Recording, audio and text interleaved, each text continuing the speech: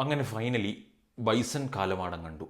ഞാൻ അടുത്തിടെ കണ്ട വൺ ഓഫ് ദ ബെസ്റ്റ് മൂവീസിലൊന്നാണ് bison Kaalamaadan. Based on a true story. Vanathi Ganesh എന്ന് പറഞ്ഞ ഒരു കബഡി പ്ലെയറിനെ ലൈഫിനെ ബേസ് ചെയ്തിട്ട്, ഇതൊന്നും എനിക്കറിയില്ലായിരുന്നു. ഞാൻ സിനിമ കണ്ടതിന് ശേഷമാണ് ഞാൻ സെർച്ച് ചെയ്തത്. വാനത്തി ഗണേഷ് എന്ന് പറഞ്ഞ ആളുടെ കബഡി പ്ലെയറിൻ്റെ, ഇന്ത്യൻ കബഡി പ്ലെയറിൻ്റെ ലൈഫിനെ ബേസ് ചെയ്തിട്ട് മാരി സെൽവരാജ് സംവിധാനം ചെയ്ത സിനിമയാണ് ബൈസൺ കാലമാടൻ. ഭയങ്കര ക്യൂരിയസ് ആയിരുന്നു സിനിമ എടുത്തിട്ട്, എന്താണ് ഈ കാലമാടെന്നൊക്കെ. ഞാൻ മലയാളത്തിൽ അതൊരു നീ പോടാ കാലമാടാന്നൊക്കെ പറഞ്ഞ് മാത്രമേ കേട്ടിട്ടുള്ളൂ.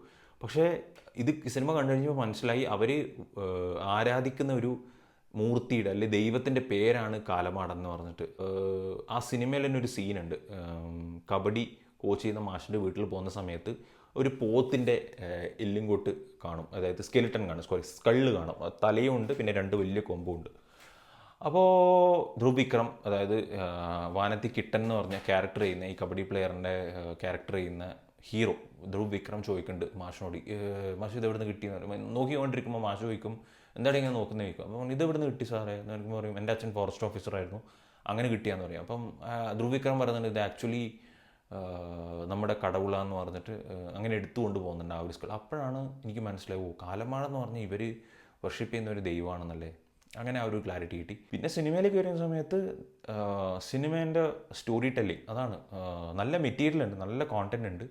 അത് കൂടാതെ ഈ സ്റ്റോറി ടെല്ലിങ്, അത് പറഞ്ഞിരിക്കുന്ന രീതി, ചെറിയൊരു ബ്ലാക്ക് ആൻഡ് വൈറ്റ് ടോണിലൂടെ വന്ന് പ്രസൻറ്റ് സിറ്റുവേഷനെ കാണിച്ച് അത് പാസ്റ്റിലൂടെയും പ്രസൻറ്റിലൂടെയും കഥ പറയുന്ന ഒരു രീതി ഉണ്ടല്ലോ, ഒരു സ്റ്റോറി ടെല്ലിങ് രീതി പ്ലസ് ഇതിൻ്റെ എഡിറ്റിംഗ് ഒക്കെ വണ്ടർഫുൾ. അടുത്തിടെ കണ്ട ഭയങ്കര ഹൈലി സാറ്റിസ്ഫൈഡ് ആയിട്ട്, ഇങ്ങനെ നമ്മളെ എന്താ പറയുക, ഇറ്റ് ഷുക്ക് മീ എന്നെല്ലാം പറയില്ല, എന്നെ ഇങ്ങനെ ഭയങ്കരമായിട്ട് എഫക്റ്റ് ചെയ്തൊരു മെൻ്റലി ഇങ്ങനെ ഞാൻ കുറച്ച് നേരം സോൺഡ് ഔട്ട് ആയി ആ സിനിമയിൽ. ആ ഒരു ലെവൽ ഓഫ് ഫിലിം മേക്കിംഗ് ആണ്. മാരി സെൽവരാജിൻ്റെ എനിക്ക് തോന്നുന്നു ഒരു പടവും മോശമല്ല. സ്റ്റാർട്ടിങ് ഫ്രം പരിയരും പെരുമാളും ഞാൻ കണ്ടിട്ടില്ല, ഓണസ്റ്റ്ലി. പരിയരും പെരുമാളും കണ്ടിട്ടില്ല, പിന്നെ വാഴയും ഞാൻ കണ്ടിട്ടില്ല. പുള്ളിക്കാരൻ്റെ കർണനും കണ്ടിട്ടില്ല. പുള്ളിക്കാരൻ ആകെ 2 സിനിമയെ കണ്ടിട്ടുള്ളൂ, ഒന്ന് മാമന്നനും പിന്നെ ഇപ്പോൾ ഇറങ്ങി ബൈസൺ കാലമാടനും. അപ്പോൾ ഞാനൊരു തീരുമാനം എടുത്തു, ഇനി എക്സ്പ്ലോർ, മാരി സെൽവരാജിൻ്റെ ഫിലിമോഗ്രഫി എനിക്ക് എക്സ്പ്ലോർ ചെയ്യണമെന്ന്. എനിക്കൊന്ന് ഈ 4-5 സിനിമകളിൽ ഒരു സിനിമ പോലും മോശമല്ല. പ്രത്യേകിച്ച് പുള്ളിക്കാരൻ്റെ പറയുന്ന രീതി, നമുക്ക് മുന്നേ സിനിമ കണ്ടിട്ട്, നിങ്ങൾ മാരി സെൽവരാജിൻ്റെ സിനിമ കണ്ടിട്ടുണ്ടെങ്കിൽ അറിയാം, കാസ്റ്റും പിന്നെ ജാതി മതം ഇതിനൊക്കെ ബേസ് ചെയ്തിട്ടാണ് പുള്ളിക്കാരൻ മോസ്റ്റ് ഓഫ് ദ സ്റ്റോറീസ് പറയുന്നത്. അപ്പോൾ അതിൽ ഭയങ്കര റൂട്ടഡാണ് ഈ സ്റ്റോറി. അതുകൊണ്ട് തന്നെ നമുക്ക് ഭയങ്കരമായിട്ട് ഒരു തീരെ ഒരു ഏച്ചുകെട്ടിലില്ലാണ്ടും ഭയങ്കര ഒരു വാണബി അല്ലെങ്കിൽ ഗിമ്മിക്കുകളൊന്നും ഇല്ലാത്തൊരു ടൈപ്പ് സിനിമയാണ്. പുള്ളിക്കാരൻ മറ്റുള്ളവരുടെ ലൈഫിൽ എക്സ്പീരിയൻസ് ചെയ്ത ഒരു കഥയാണ് പറയുന്നതെന്ന് ശരിക്കും ക്ലിയർ ആയിട്ട് മനസ്സിലാവും.